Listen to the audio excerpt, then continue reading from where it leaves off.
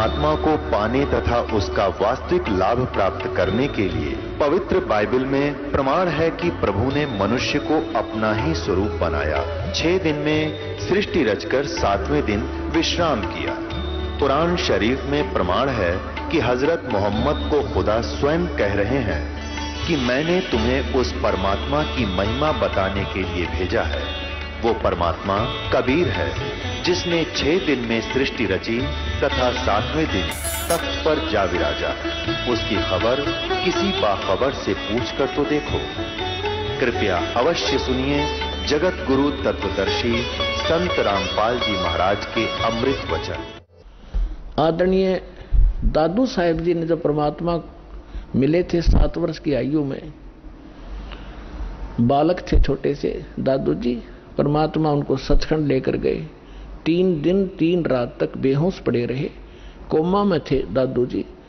सारे हाहाकार मच गई, रिश्तेदार इकट्ठे हो गए, सब वैद्यों को झाड़ फूक वालों को करवा लिया, दिखा लिया, कुछ नहीं हुआ। जब तीसरे दिन परमात्मा ने वो आत्मा वापस में छोड़ी, उसके बाद वो खड़े हुए और देखा हाहाकार मच रही थी।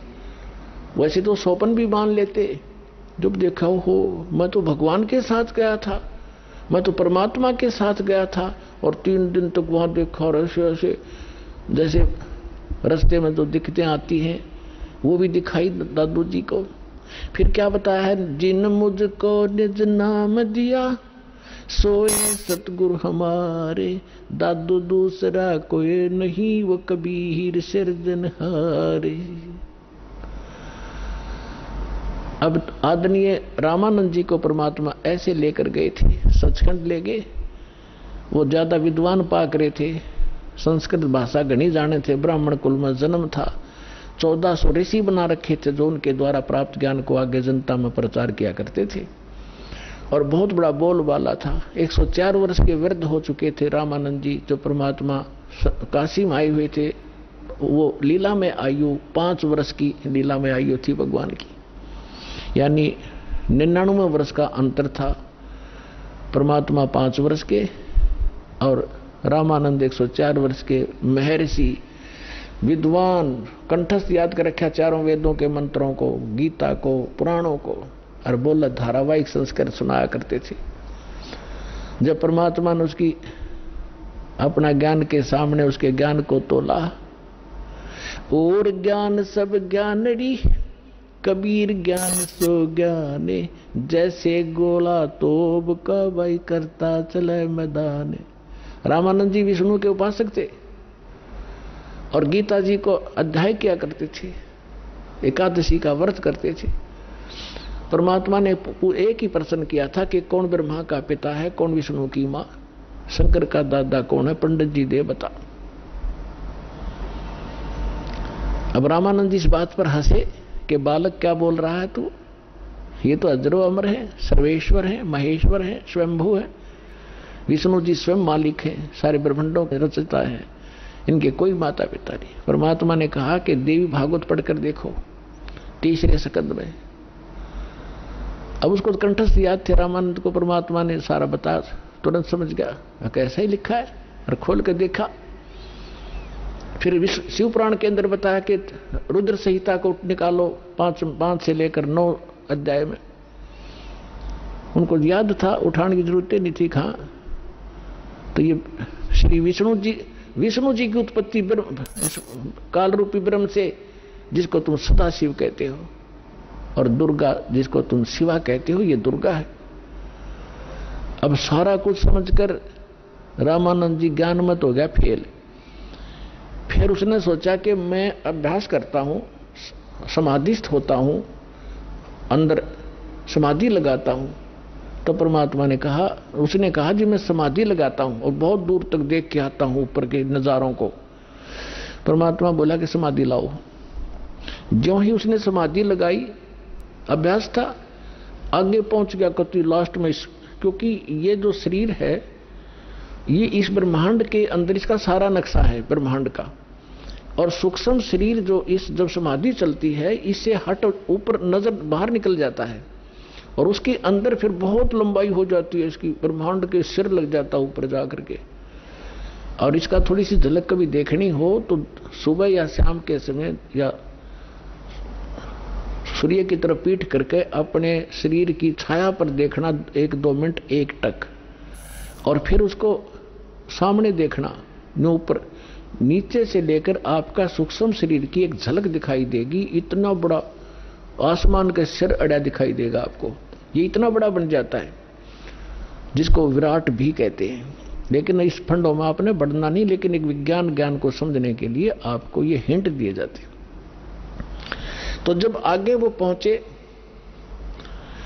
अब त्रिकुटी पर जाकर त्रिवेणी पर जा, वहां 3 रास्ते हो जाते हैं। त्रिवेणी पर जाकर कहते हैं योग युग प्राणायाम कर जीता सकल शरीर, और त्रिवेणी के घाट पर वह अटक रहे बलबीर। अब परमात्मा 5 वर्ष की आयु में उनको साथ दिखाई देते ऊपर बैठे। वहां जाकर खड़े हो गए, स्वामी जी आगे बस जाना था, कहा मैं यहां तक आता हूं, अब आगे कैसे जाओगे, कहां जाओगे? अब पता नहीं कहां जाऊंगा। ये डले डोण की आदत पड़ गई न, बस ऊपर देख लिए, छोटे नजारे हो गए पार। परमात्मा बोले ये 3 रास्ते हैं, मैं बताता हूं। ये रास्ता आपका मृत्यु के उपरांत खुलेगा। उस समय आप जाओगे धर्मराज के लोक में। वहां जैसा आपका जिस इष्ट रूप में साधना जिसकी की है उसके लोक में भेज दिए जाओगे। और फिर जब आप विष्णु के उपासक को विष्णु लोक में जाओगे, विष्णु जी नाशवान है, इनकी जन्म मृत्यु होती है। आपने देवी भागवत में पढ़ लिया, देवी पुराण में। और जब विष्णु जी नाशवान है तो आप स्थायी कैसे होगे? 18वें अध्याय के 62वें श्लोक में गीता में लिखा है कि उस परमेश्वर की शरण में जाओ, उसकी कृपा से तो शाश्वत स्थान को प्राप्त होगा, परम शांति को प्राप्त होगा। गीता अध्याय नंबर 15 के श्लोक नंबर 4 में कहा कि तत्वदर्शी संत की प्राप्ति के उपरांत तत्व ज्ञान से उस अज्ञान रूपी शस्त्र को काटकर, शस्त्र से काटकर, उसके पश्चात परमेश्वर के उस परम पद की खोज करनी चाहिए, जहां जाने के बाद साधक फिर लौटकर कभी संसार में नहीं आता। आप विष्णु जी के पुजारी हो। रामानंद जी कह रहे थे कि विष्णु यानी श्री कृष्ण जी विष्णु है, कि श्री कृष्ण जी ने गीता बोली, ज्ञान गीता का दिया। परमात्मा बोले आपकी बात बड़ी मान लेते हैं, आप मानते हो श्री कृष्ण जी विष्णु, श्री कृष्ण जी ने गीता का ज्ञान दिया और आप इनको अजरो अमर बताते हो। गीता अध्याय नंबर 4 के श्लोक नंबर 5 और 9 में, गीता अध्याय नंबर 2 के श्लोक 12 में, गीता अध्याय नंबर 10 के श्लोक नंबर 2 में ये आपका गीता ज्ञानदाता कहता है अर्जुन तेरे और मेरे बहुत जन्म हो चुके, तू नहीं जानता मैं जानता हूं। तो खाक पड़ा आपने। यहां परमात्मा कहा करते मोती मुक्ता दर्शत नाही, ये जग है सब अंदरे, दिखत के तो नैन चश्म इनको फिरा मोतिया बिंदरे। दिखे विद्वान गछामी गछामी करके ने सोचो सारे सदग्रंथों को जाना होगा, अकक पता नहीं विष्णु जी के पुजारी हो और अजरोमर बता रहे हो। ये खुद कह रहा मेरी जन्म मृत्यु होती है, और ये कहता उस परमेश्वर की शरण में आपसे अपने से अन्य की शरण में जाने को कहता है। वो कौन परमात्मा है? फ्यूज हो गए पंडित जी, बैठ के मुंह लटकाएगा त्रिवेणी पे। परमात्मा ने कहा ये सामने जो रास्ता ये ब्रह्मरंध्र है, ये तुम्हारे किसी मंत्र से नहीं खुल सकता, ना राधे राधे कहते, ना ओम नमः शिवाय थे, ना ओम भगवते वासुदेव थे, और ना तुम्हारे सहस्रनामा से। मेरे पास है वो मंत्र सतनाम जिसमें 2 अक्षर है। उस सतनाम का मैं जाप करूंगा, सामने वाला खुल जाएगा। नहीं आप करके देखो, उसने सारे कर लिए, वो कहां खुला है? परमात्मा बोले मैं करूं अपना मंत्र, जो हम जिस मंत्र में हमारे में जो शक्ति है, हम जो मंत्र देते हैं वो कितना ताकतवर है। परमात्मा ने सुमरण किया, सामने का रास्ता ऐसे पट दे खुल गया कि आज मेरे साथ। जब ऊपर लेकर गए, काल का लोक दिखा जिसको तुम निराकार बताते हो, ये बैठा तुम्हारा ये ब्रह्मा विष्णु महेश का पिता। फिर 11वां द्वार पार करके इस अक्षर पुरुष के लोक में इस सातसंग ब्रह्मांड को में प्रवेश हुआ। फिर उसको पार करके 12वां द्वार पार करके सतलोक में गए। अब लंबा समय ना बढ़ा करके वहां दिखाकर परमात्मा ने देखे सिंहासन पर बैठे यही 5 वर्ष के बालक अनंत कोट ब्रह्मांड के सिंहासन पर। इतना तेजो में शरीर था इनका, एक रोमकूप में करोड़ सूर्य में आधे करोड़ चंद्रमा। पहले दूसरे रूप में बैठे थे, फिर वो रूप अंतर ध्यान हुआ, उस बालक में प्रवेश हुआ, बालक रूप वहां विराजमान हुए, और फिर उनको छोड़ दिया कि जाओ आप वापस। जो ही समाधि वापस आई, आंख खुली, सामने भगवान बैठे, 5 वर्ष के बालक नीचे बैठे, ऊपर भी देख कर आए। तब कहा था बोलत रामानंद जी सुनो कबीर करतार, गरीबदास सब रूप में तू ही बोलनहार। दो ठोड़ है एक तू और भया एक से दो, और गरीबदास हम कारणे तुम आए हो मगजो। तो परमात्मा कौन है, कैसा है, कहां रहता है, उसको पाने की विधि क्या है, इतना सा अध्यात्म ज्ञान है यो। और ये सिद्ध करने के लिए हु इज गॉड, कौन है परमात्मा और कैसा है, उसकी फॉर्म क्या है, कहां रहता है, और उसके पाने की विधि क्या है, ये तीन तो आपको बता दिया कि कौन है भगवान, क्या लीला करता है भगवान, कैसा है परमात्मा, कहां रहता है भगवान, और कैसे मिलता है, ये आने वाले सत्संग में बताएंगे। बोलो सतगुरुदेव। अभी आपको भक्तों के कुछ अनुभव सुनाते हैं, ताकि दुखी आते हैं भक्त यहाँ पर, उनको पता चले कि यहाँ सारे सुख मिलते हैं, मोक्ष भी मिलता है, और ऐसे ऐसे भयंकर कष्ट दूर होंगे, कैंसर तक का रोग आपका भगवान की भक्ति से ठीक हो जाएगा। अगर सच्चे दिल से आप भक्ति करोगे, सौ सौ सुख देगा भगवान।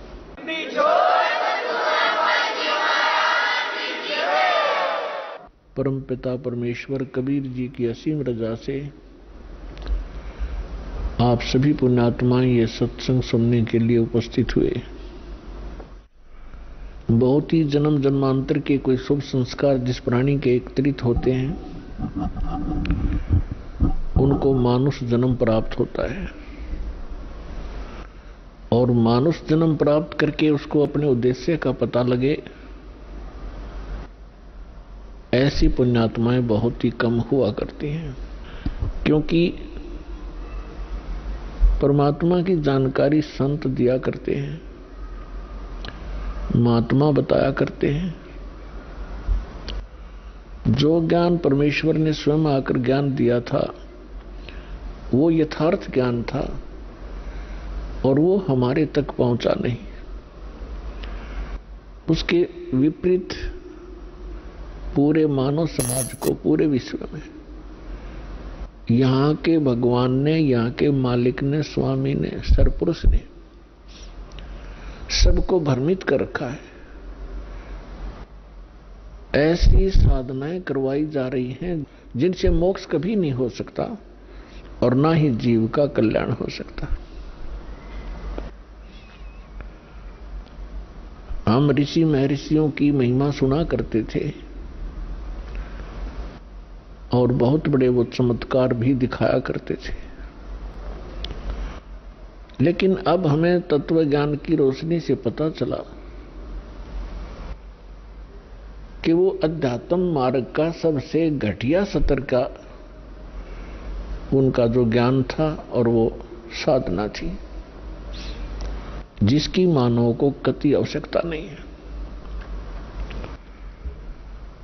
हमें ज्ञान नहीं था, जिस कारण से हम अभी तक इन नकली गुरुओं, नकली आचार्यों और शंकराचार्यों के उस लोक वेद को सत्य मानकर अपना जीवन नाश करते रहे। अनमोल मनुष्य जीवन को नष्ट करके हम खाली हाथ चले जाया करते थे। अब वो परमात्मा स्वयं आते हैं अपनी प्यारी आत्माओं को यथार्थ ज्ञान बताने के लिए। और पुण्यात्माओं,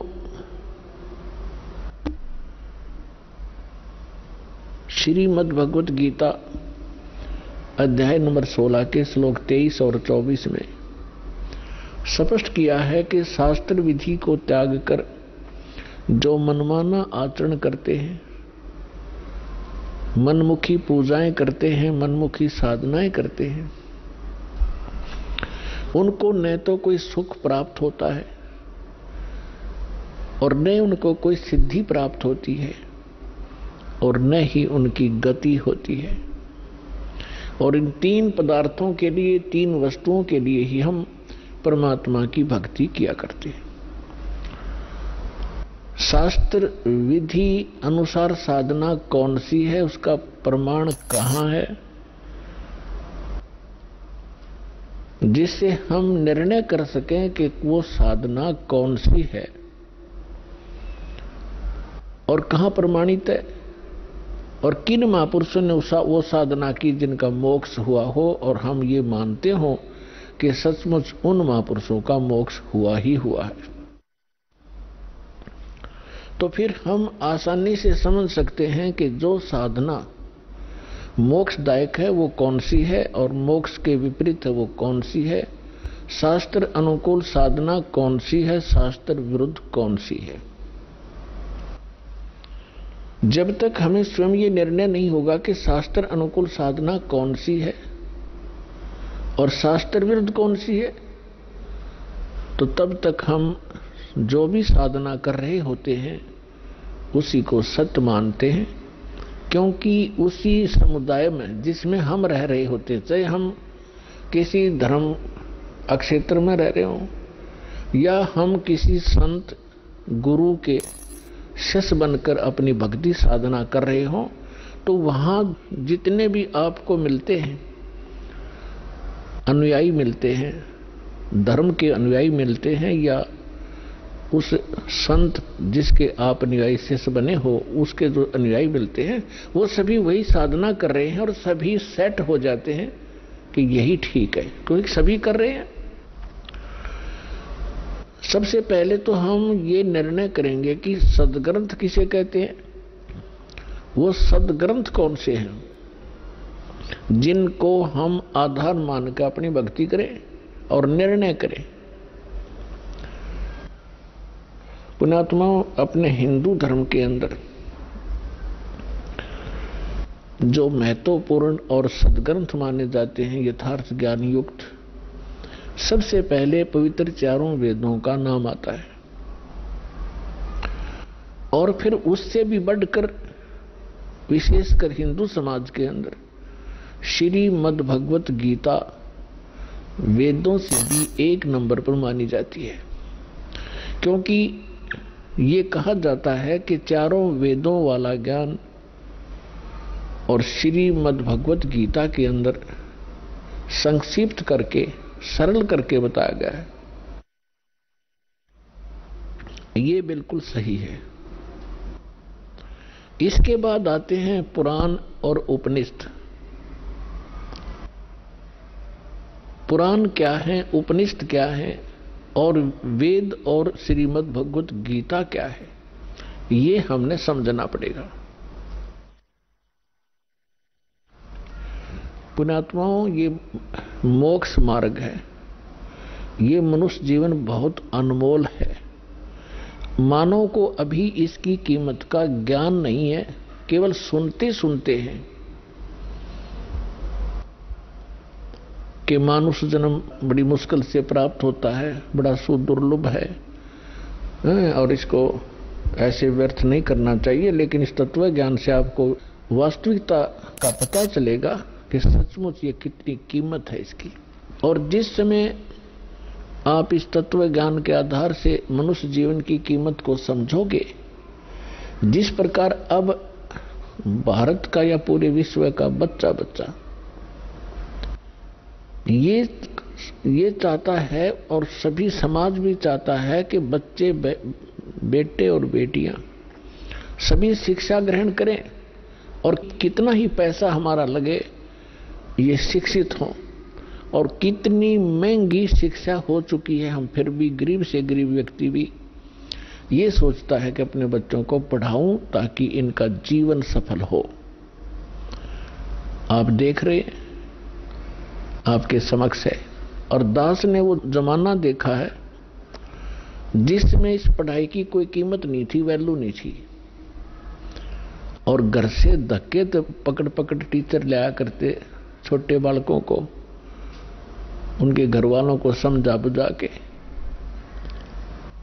तो वो समय भी देखा था, क्योंकि उस समय इस शिक्षा की महिमा का, शिक्षा के गुण का ज्ञान नहीं था। और फिर इस जो भौतिकवाद में ज्ञान हुआ, अब पता चला कि बच्चा शिक्षित हुआ, बड़ा अधिकारी बन गया या कोई कर्मचारी बन गया, उसका ठीक गुजारा हो गया, तो सभी ने स्पीड पकड़ दी और सभी शिक्षित हुए।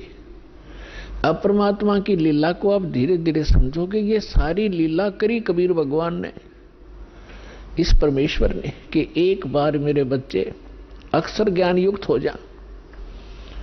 और आप देख रहे हैं, क्योंकि दास का तो इस मार्ग में सारा विचार इधर रहता है, सन 1994 में दास को दीक्षा देने का आदेश प्राप्त हुआ था पूज्य गुरुदेव जी से। तब तक ये कोई मीडिया विशेष नहीं था, ऑडियो कैसेट होती थी, बस यहीं तक सीमित थे। अब देखते ही देखते कमाल कर दिया, कितने अच्छे इलेक्ट्रॉनिक चैनल बन गए, मोबाइल बन गए कितनी अच्छी क्वालिटी के, जिसमें चिप डाल लो, 100 घंटे का सत्संग, 50 घंटे की फिल्म, परमात्मा की सीडी यानी सत्संग की, देखो कहीं बैठ के। डीवीडी बन गई, सीडी बन गई, सीडी प्लेयर बनवा दिए दाता ने। तो पुण्यात्माओं, जो दास कहना चाह रहा है कि आपने जिस प्रकार शिक्षा में अपना समर्पण किया, बच्चों को फ्री भी छोड़ दिया, 15-20 वर्ष के बच्चे तुम पढ़ो और खूब धन भी लगाते हो और समय भी पूरा देते हो, किस लिए? एक 2 रोटी के लिए।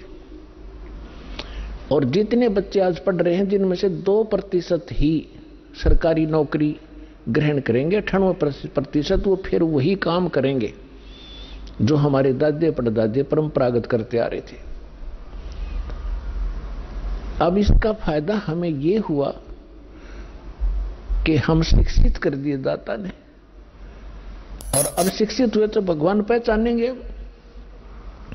तो इसी प्रकार जब आपको इस परमात्मा की भक्ति और मोक्ष की कीमत का पता चलेगा, आप सभी बुद्धिमान व्यक्ति हैं, आज वर्ल्ड के कोई बालक नहीं है, आप सभी का एकदम ऐसा यू टर्न होगा। अब आप भक्ति की तरफ, परमात्मा की तरफ, बच्चा बच्चा भक्ति करेगा, सबके हाथ में माला होगी, जेब में मोबाइल होगा तो परमात्मा की चर्चा ही चलेगी।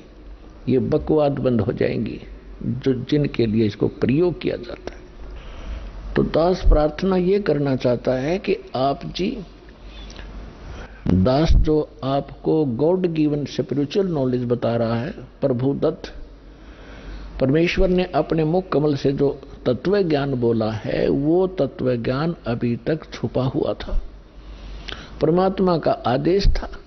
जिन महापुरुषों को परमात्मा ने अपने गवाह बनाया,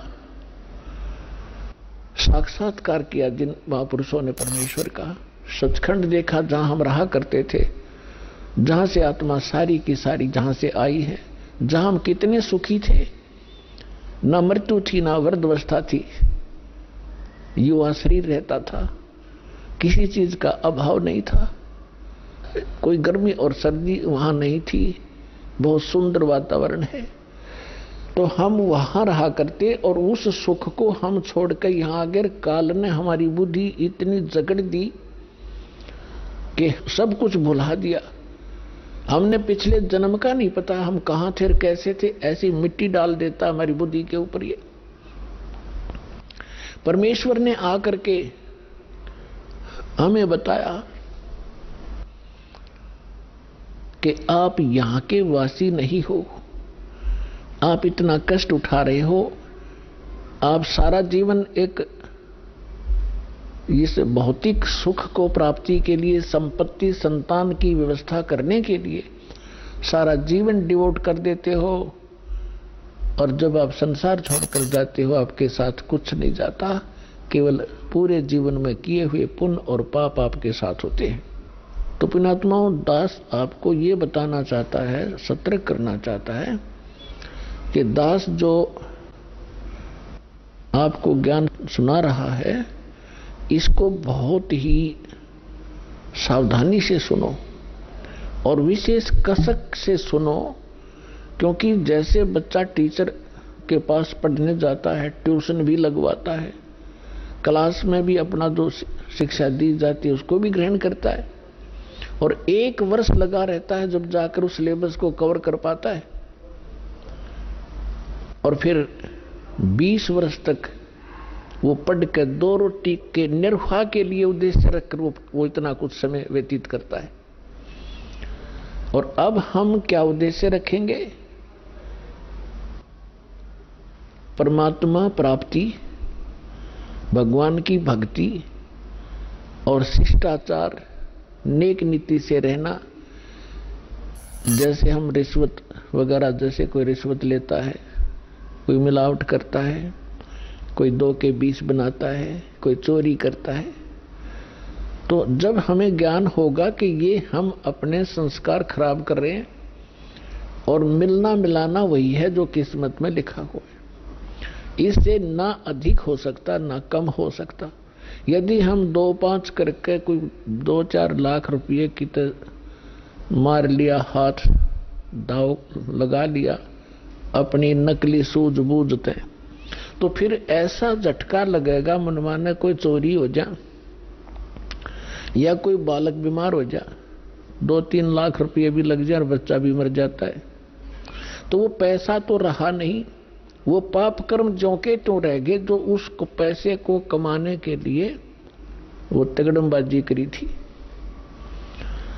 तो जिसमें आपको ये पता चलेगा, और ये 101% सत्य है, गॉड गिवन ज्ञान है। कहते तुमने उस दरगाह का मैल नहीं देखा और धर्मराज के तिल तिल का लेखा।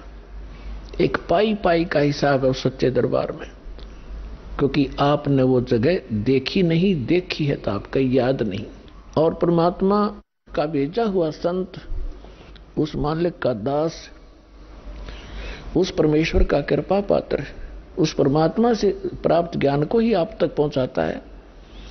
अपनी तरफ से वो कुछ मिलावट नहीं करता है, और वो ज्ञान ही आपको सुख देता है, वो परमात्मा का विधान होता है। उसको जानने के बाद फिर आप की ऐसी स्थिति हो जाएगी जैसे श्रीमद् भगवत गीता अध्याय नंबर 7 के श्लोक नंबर 29 में 29 में कहा है कि मैं जो बता रहा हूं कि तत्वदर्शी संत की खोज करो, और तत्वदर्शी संत की प्राप्ति के उपरांत परमेश्वर के उस परम पद की खोज करनी चाहिए जहां जाने के बाद साधक फिर लौटकर कभी संसार में नहीं आती। तो वो क्या बताना चाहता है कि गीता ज्ञानदाता कहता है कि यथार्थ ज्ञान तत्वदर्शी संत बताते हैं, उनसे सुनो। तो यहां 7वें अध्याय के 29वें श्लोक में कह रहा है कि मेरे इस ज्ञान को जो आश्रय कर लेता है और तत्वदर्शी संत की खोज कर लेता है, और वो व्यक्ति उस तत्वब्रह्म से और सारे अध्यात्म ज्ञान से और सभी कर्मों से परिचित हो जाता है। और वो व्यक्ति जो तत्वब्रह्म से परिचित है, सभी कर्मों से परिचित है, पूरे अध्यात्म ज्ञान से परिचित है, वो केवल जरा और मरण से छूटने का ही प्रयत्न करता है। जरा मीन वृद्ध अवस्था के कष्ट से, और मरण माने मृत्यु, इस दीर्घ रोग के निवारण के लिए ही, इससे मोक्ष प्राप्ति के लिए, छुटकारा पाने के लिए ही प्रयत्न करते हैं। तो वो व्यक्ति तत्वब्रह्म से परिचित है, सारे अध्यात्म ज्ञान से परिचित है और सभी कर्मों से परिचित है। उदाहरण के लिए एक सिंपल सा उदाहरण देता है दास। एक गुरु शिष्य चले जा रहे थे, रास्ते में एक तालाब से एक मछियारा मछलियां पकड़ रहा था और जाल में से भर भर के बाहर पटक रहा था, वो तड़प तड़प कर मर रही थी। उस शिष्य ने अपने गुरुदेव से पूछा, गुरुदेव इस अपराधी व्यक्ति का क्या हर्ष होगा जो इतनी जीव हिंसा कर रहा है, ये जीमर, ये मछियारा। गुरुजी ने कहा कि बेटा समय आने पर जवाब दूंगा। चले गए। 5-10 वर्ष के बाद उन्होंने क्या देखा, एक हाथी का बच्चा उछल कूद मचा रहा था और 2 वृक्षों के बीच में फंस गया, और झटकम पटकम होकर वो निकल तो गया, लेकिन सारी खाल छुल गई। वर्षा का मौसम था, उसके कीड़े पड़ गए और पूरे शरीर में कीड़े फैल गए, और वो पड़ा पड़ा चिंगाड़ मार रहा था, चिल्ला रहा था बुरी तरह। वो गुरु शिष्य दोनों जा रहे थे। शिष्य ने पूछा, गुरुदेव इस प्राणी ने ऐसा कौन सा पाप किया है जिसको ऐसे ये कीट खा रहे हैं? तब गुरुदेव ने कहा, बेटा ये हाथी का बच्चा ये वो मछियारा था जो मछलियां पकड़ रहा था उस दिन और उनको पटक पटक कर मार रहा था, वो तड़फ तड़फ कर मर रही थी। अब ये मछलियां तो कीट बन गई, कीड़े, और ये वो मछियारा, ये हाथी का बच्चा बना हुआ है, ये अपना कर्म भोग रहा है।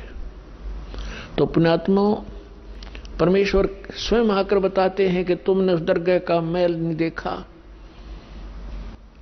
उस दरगाह का तुमने वो स्थान नहीं देखा, धर्मराज के तिल तिल का लेखा। तो पुण्यात्माओं, ये सारा कुछ आपको समझा करके अवदास आपको यथार्थ आध्यात्मिक ज्ञान सुनाना चाहता है।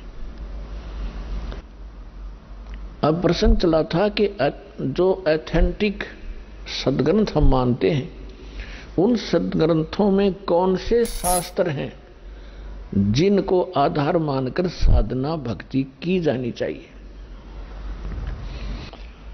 उनमें से सबसे पहला जो ग्रंथ है, सदग्रंथ है, वो है जो श्रीमद् भगवद गीता अध्याय नंबर 4 के श्लोक नंबर 32 में जिसके विषय में कहा है। गीता ज्ञानदाता कहता है कि अर्जुन, धार्मिक अनुष्ठानों यज्ञों की जानकारी सच्चिदानंद घन ब्रह्म ने अपने मुख कमल से बोली हुई उस वाणी में कही गई है। परमेश्वर स्वयं आता है अपने निज स्थान सतलोक से हमें ज्ञान देने के लिए, और वो एक लीला करता है कवियों की तरह पद्य भाग में, लोकोक्तियों के माध्यम से, दोहों के माध्यम से, शब्दावलियों के माध्यम से वो अपनी जानकारी यथार्थ अध्यात्म मार्ग देता है। उसको तत्व ज्ञान कहते हैं, उसको सच्चिदानंद घन ब्रह्म की वाणी कहते हैं, उसको कबीर वाणी कहते हैं। तो सबसे पहला ग्रंथ है कबीर वाणी। वो तो all in respect, all in one, वो तो सब कुछ है उसके अंदर, तो कोई भी शेष नहीं है। लेकिन उस अनमोल ग्रंथ को समझने के लिए कि उसमें जो लिखा है वो सत्य है और उन सदग्रंथों से मेल खाता है जिनको हम आज तक शिरोधार्य मानते रहे। तो कबीर परमेश्वर की कबीर वाणी तो यहाँ बहुत फैली हुई है, और कबीर पंथी जो कबीर साहिब के अनुयायी हैं वो कम नहीं है, लगभग 15-20 करोड़ हैं भारतवर्ष में। लेकिन वो परमात्मा के उस ज्ञान को समझ नहीं पा रहे।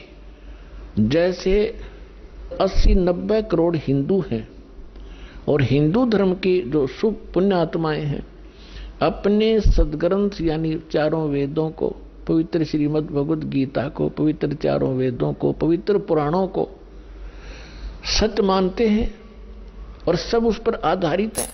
और दास ने आपके रूबरू कर दिया कि आज तक हिंदू धर्म के अनुयायियों को अपने इन सदग्रंथों के बारे में कै खे का पता नहीं। ठीक यही दशा समझो कबीर पंथियों की। उनको उन अपने ही सदग्रंथ जिसके वो कबीर सागर, कबीर वाणी, कबीर बीजक के ढोल पीटते हैं, उनमें से शब्द सुनाते हैं, कथाएं सुनाते हैं। पूरे कबीर पंथ ने कै खे का पता नहीं परमेश्वर के बारे में, उस वाणी के बारे में। अपने आत्मा आज किसी को बहकाया नहीं जा सकता। कोई न सोचा रामपाल अपनी डींग मारे है, इब डींग चले कोई नहीं, इब तो सच्चाई चलेगी और रूबरू की जाएगी, तब आपको विश्वास होगा हुई रामपाल।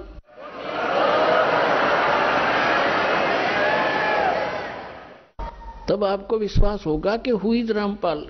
कौन है ये रामपाल? जैसे परमात्मा आए थे, उसको एक धानक जुलाहा और एक गरीब आदमी समझ के कवि गीत गाता फिरे, ऐसे बकवास करके उसको रिजेक्ट कर दिया था। वो समय चला गया। हमारे विरोधियों ने ये सारी चाल ली अपनी कि रामपाल तो क्या जाने संस्कृत के बारे में, हिंदी भी ना पढ़नी आती, सब कुछ पढ़ कर दे दिया, चारों वेद पढ़ कर सुना दिए, गीता सुन दिखा दी तुम्हारे सामने यथार्थ अनुवाद करके, और सभी पुराणों का निष्कर्ष निकाल दिया, कुरान शरीफ को आपके रूबरू कर दिया, उसमें वास्तविकता क्या है और वो कहते क्या है उसके अनुयायी। और पवित्र बाइबल को आपके सामने रूबरू कर दिया। बाइबल क्या कहता, परमात्मा मनुष्य दृश्य है, और पूरा ईसाई धर्म कहता गॉड इज फॉर्मलेस। तो खाक पड़ा उन्होंने सदग्रंथों को, क्या समझा उन महापुरुषों की वाणी को, इस ज्ञान को। इस दास पर रजा हुई, और दास इसलिए कहता है क्योंकि परमात्मा स्वयं आए थे। उन्होंने भी बीच बीच में अपनी आइडेंटिटी बतानी पड़ी। हम ही अलख अल्लाह हैं, कुतुब गोस और पीर, गरीब दास खालक धनी, हमरा नाम कबीर। अब परमात्मा को कोई जानता ही नहीं था, तो इसलिए उन्होंने अपनी महिमा आप बतानी पड़ी। ए रामानंद राम हम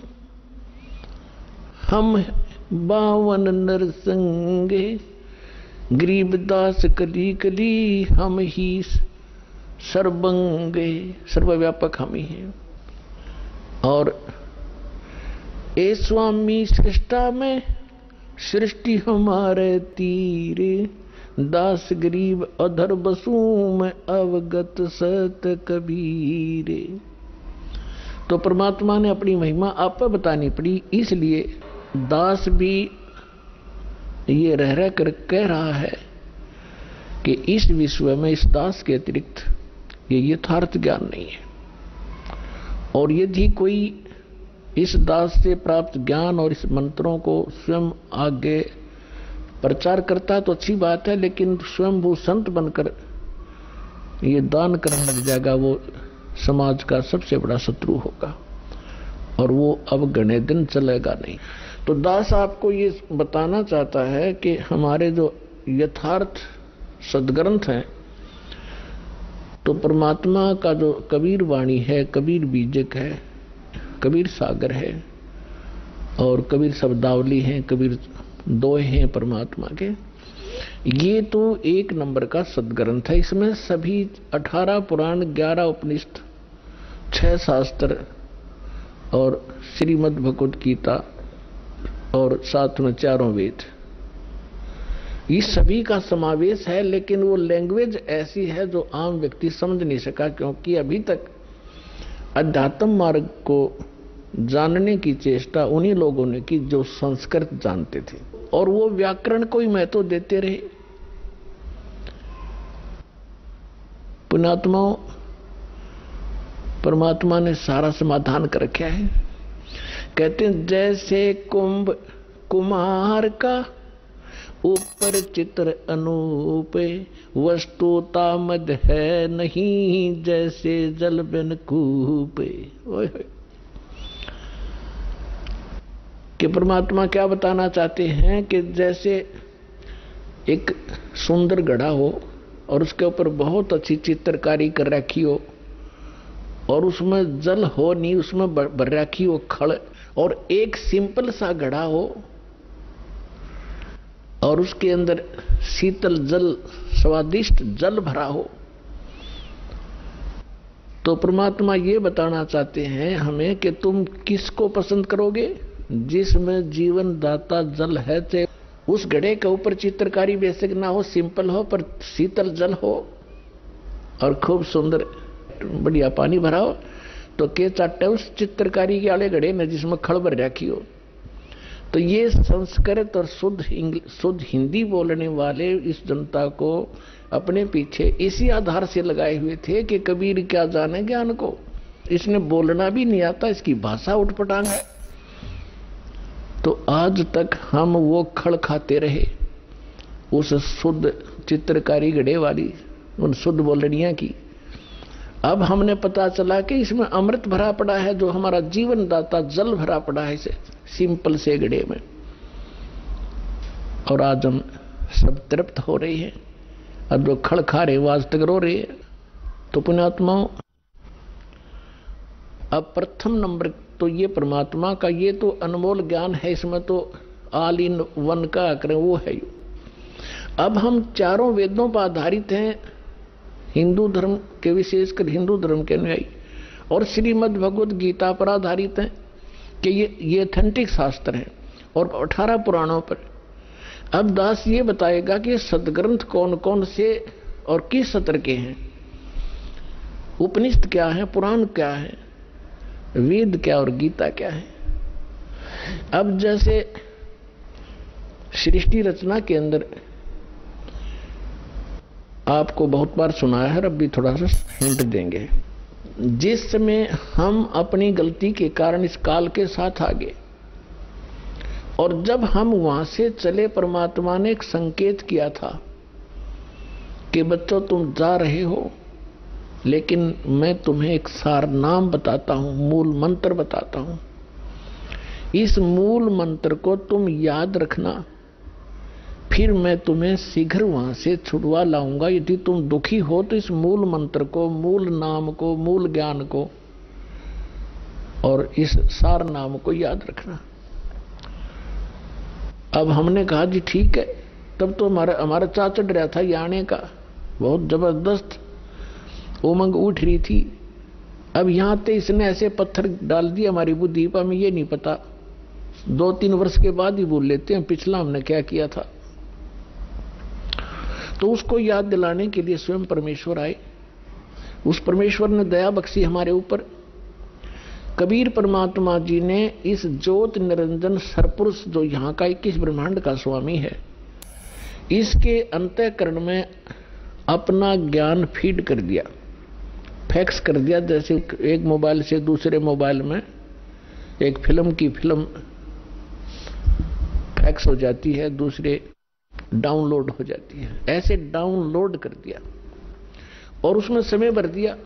इतने समय के बाद ये अपने आप ऑटोमेटिकली इसके शरीर से बाहर आ जाएंगे। तो समय आने पर इस ज्योत निरंजन के श्वासों के माध्यम से ये चारों वेद निकले और एक अच्छी ट्रे के ऊपर ये विराजमान हो गए। ये पहले पूरा एक ही ग्रंथ था। तो इस काल भगवान ने देखा कि इसमें क्या लिखा, मैं पढ़ूं। अब इसने पहले उस ज्ञान को पढ़ा कि परमात्मा की जानकारी है। जिसमें परमात्मा की विशेष जानकारी थी वो पोर्शन खत्म कर दिया और भगवान के डर से इसने ये 4 वेद रख लिए, जिसका बाद में इनको 4 वेदों में विभाजित कर दिया गया। और जो मूल ज्ञान था, जो विशेष उसके अंदर डिस्क्रिप्शन था परमात्मा की महिमा का, इसने नष्ट कर दिया, खत्म कर दिया, दबा दिया। उस अक्षति की पूर्ति करने के लिए परमेश्वर को स्वयं आना पड़ता, ये ज्ञान आपको देने के लिए। चारों वेदों का ज्ञान इनकम्प्लीट है, श्रीमद् भगवद गीता का ज्ञान इनकम्प्लीट है, और पुराणों का ज्ञान तो इनकम्प्लीट है ही है, क्योंकि वो तो उसका ज्ञान दाता ही अन्य है। तो चारों वेद गॉड गिवन है, परमेश्वर कबीर जी के द्वारा दिए गए ग्रंथ हैं। उनमें से भले ही कुछ अंश निकाल दिया गया हो, फिर भी उस परमात्मा की महिमा बहुत सारी है। लेकिन वेदों में वो मंत्र नहीं है जिससे मोक्ष हो सकता है, ना ही श्रीमद् भगवद गीता में।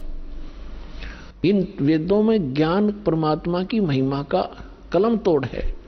और परमेश्वर कबीर जी ने अपनी प्यारी आत्मा धर्मदास जी को ये ज्ञान समझाया था, सतलोक दिखाया था। उससे पहले वो धर्मदास जी श्री विष्णु जी का कट्टर उपासक था।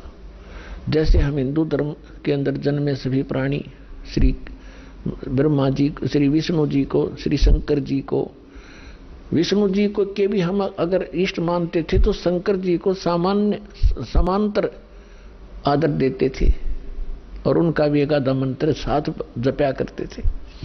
ऐसे ही वो था।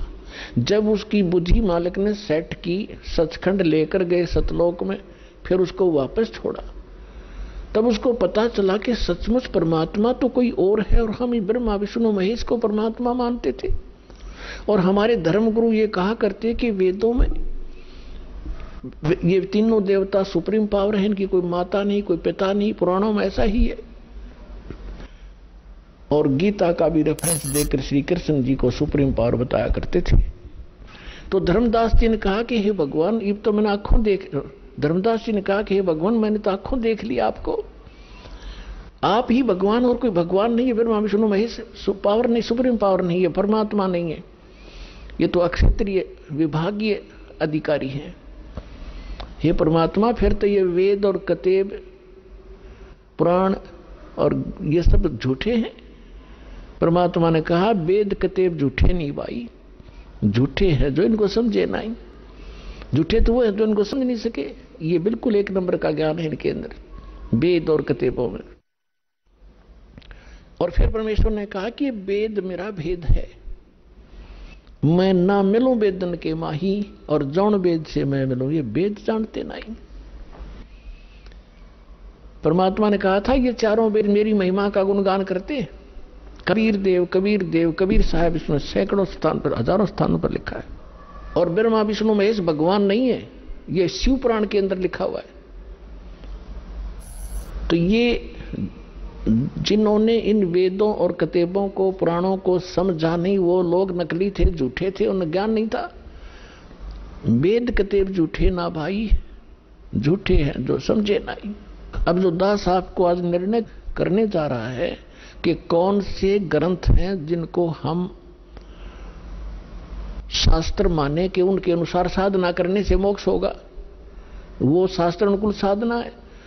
इनमें से परमात्मा की वाणी तो है ही, उसको तो हम बाद में लेंगे, पहले इन वेद और गीता को और इन पुराणों को लेते हैं। क्योंकि आज पूरा मानव, हिंदू समाज इन्हीं सदग्रंथों पर आधारित है। और जब उनको ये ज्ञान होगा कि ये सदग्रंथ क्या बता रहे, और फिर उसको रूबरू किया जाएगा, परमात्मा ने 600 वर्ष पहले आकर बताई थी वही बातें अपनी सिंपल उस बिना चित्रकारी वाले घड़े में अमृत भर के गए थे वो, तब हम पहचानेंगे, इस खल न छोड़ेंगे और वो जल लेंगे, ग्रहण करेंगे जो हमारा जीवन दाता है। तो पहले हम वेदों को और गीता जी को, इसको निर्णय करते। ये वेद आपको बता दिया गॉड गिवन है, ये स्पिरिचुअल नॉलेज है, ये वो शास्त्र हैं जिसके अनुसार हमने साधना करनी चाहिए। लेकिन ये इनकम्प्लीट है, इनमें कंप्लीट स्पिरिचुअल नॉलेज नहीं है। उदाहरण के लिए दास बताता है, अब चारों वेदों का ज्ञान ही श्रीमद् भगवत गीता है। इसमें गीता ज्ञान दाता ये ब्रह्म है, और वेद ज्ञान उसको डायरेक्ट मिला हुआ है। उसमें जो लिखा है वो परमात्मा ने ही लिखा है, जो कुछ भी उसमें लिखा है भगवान ने लिखकर भेजा है। जो कुछ की तरफ का रोल है वो भी मालिक ने लिखा है, इसमें भेजा है इसके पास। अब इसमें श्रीमद् भगवत गीता में इसने अपना मत अड़ाया है कुछ, जो युद्ध करवाने के लिए, और वो वेदों से मेल नहीं खाता है, तो वो रिजेक्टेड है, वो हमें मान्य नहीं है। श्रीमद् भगवत गीता में जहां पर ये कहता है अर्जुन ये मेरा मत है, यानी वो वेद ज्ञान नहीं है, इसका अपना मत है। और वो मत अगर वेद से मिलता है तो ठीक है, वेद के विपरीत है तो वो ठीक नहीं है। तो श्रीमद् भगवत गीता और पवित्र चारों वेद, पवित्र श्रीमद् भगवत गीता, ये एथेंटिक रिकॉर्ड वो शास्त्र हैं जिनके अनुसार हम साधना करेंगे, और ये गॉड गिवन है। अब बात रही उपनिषद और पुराणों की। उपनिषद क्या है?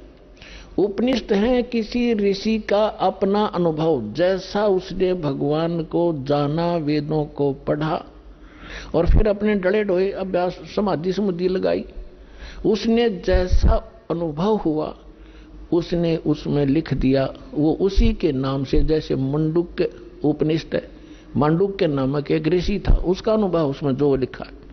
और उस उपनिषद में यदि वेद के विरुद्ध ज्ञान है तो वो रिजेक्टेड है, और वेद के अनुकूल है तो वेद वाला है, उसका क्या, वो कहां से लाया फिर, वो तो वेद के अंदर विद्यमान ही है। अब बात आती है पुराणों की। ये पुराण क्या है? ये पुराण है श्री ब्रह्मा जी का अनुभव। इस काल भगवान ने सबसे पहले ये चारों वेद जो काट छांट करके इसने रखे थे, ऋग्वेद, यजुर्वेद, सामवेद और अथर्ववेद, ये चारों के चारों वेद इस ब्रह्मा जी को दिए। ब्रह्मा जी की बुद्धि इस काल के हाथ में है। ब्रह्मा जी कौन है? ये इस काल का पुत्र है, ज्येष्ठ पुत्र, बड़ा पुत्र है। और सेकंड नंबर के विष्णु जी और थर्ड नंबर के शिव जी, ये काल के पुत्र हैं। दुर्गा और काल के संयोग से उत्पन्न हुए हैं। दुर्गा इनकी माता है, काल ब्रह्म इनका पिता है। तो इस काल भगवान ने अपने बड़े पुत्र ब्रह्मा को ये सौंपे कि आप गुप्त रूप से सागर मंथन हुआ, उसमें छोड़ दिए, ये उठा ले। मां ने कह दिया बेटा तू पढ़ ले, तू बड़ा है, ये तेरा काम है, इस ग्रंथों को समझ और समझा। तो उसने वेदों को जैसा समझा, उसने आगे पुराणों में वो अनुभव बोल दिया।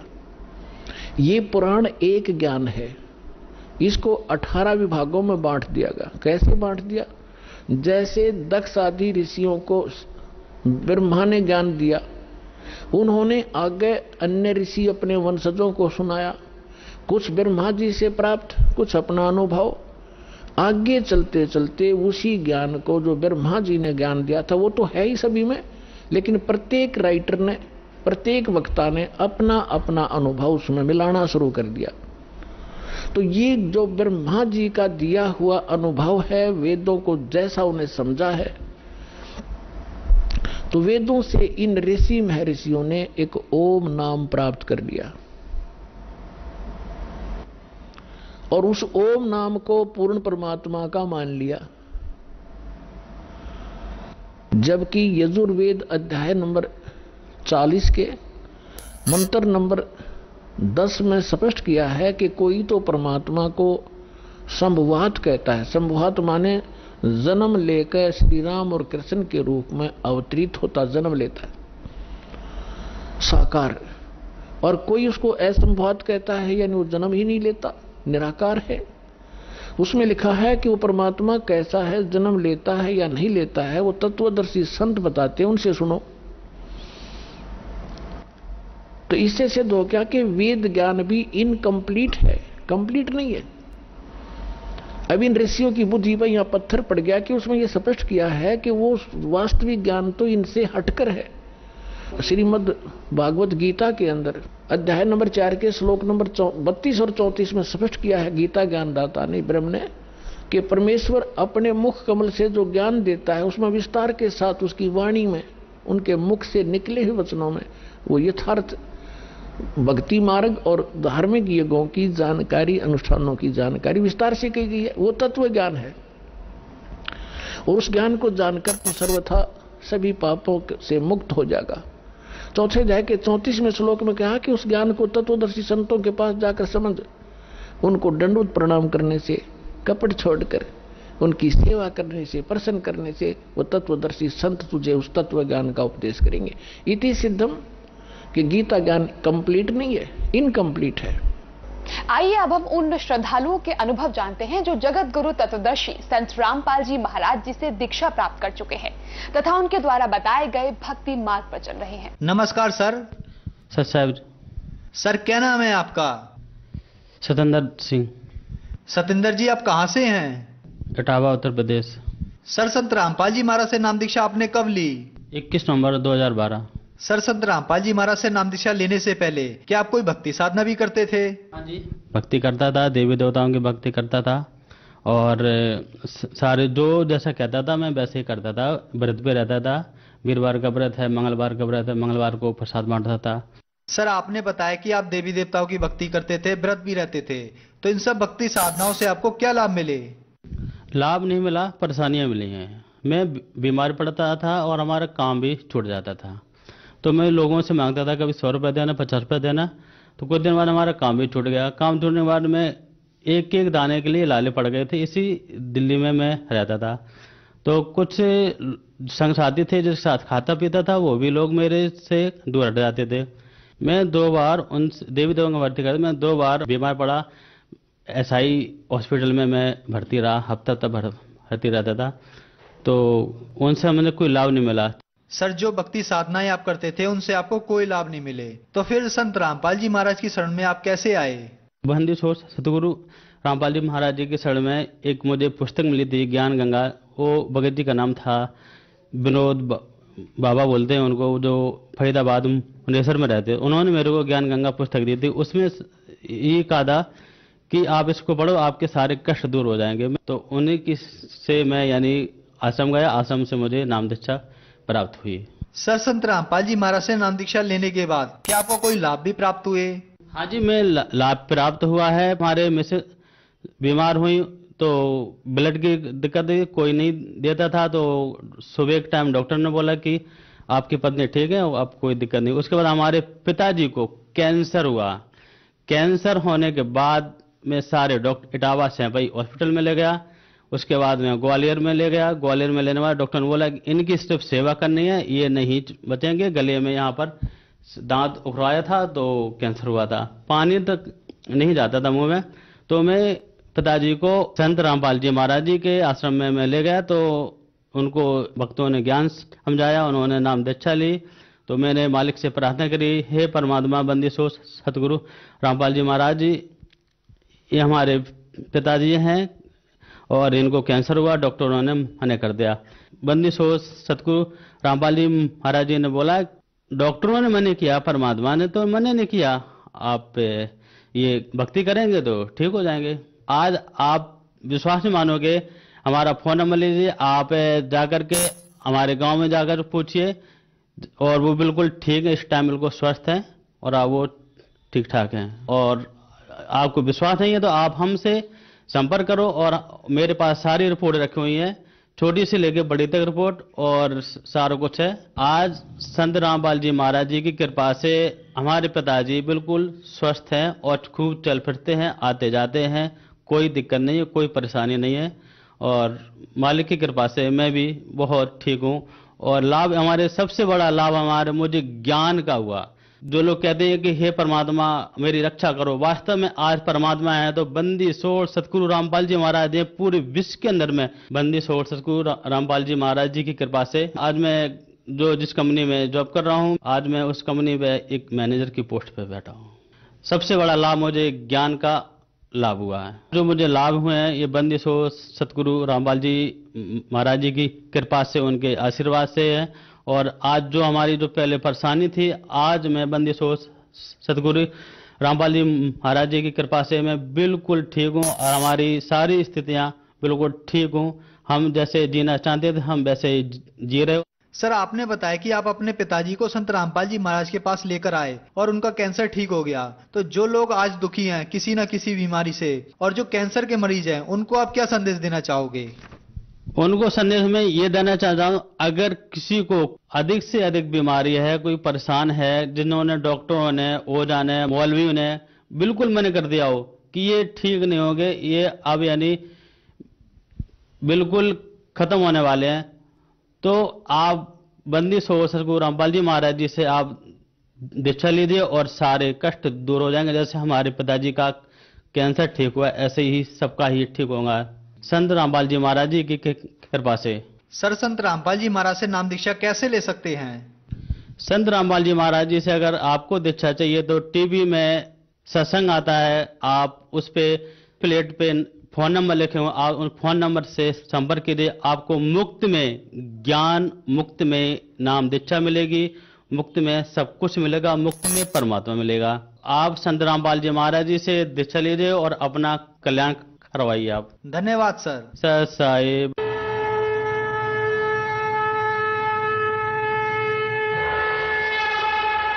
आप सुन रहे थे जगत गुरु तत्वदर्शी संत रामपाल जी महाराज के मंगल प्रवचन। अधिक जानकारी के लिए संपर्क करें 8222880541, 8222880542,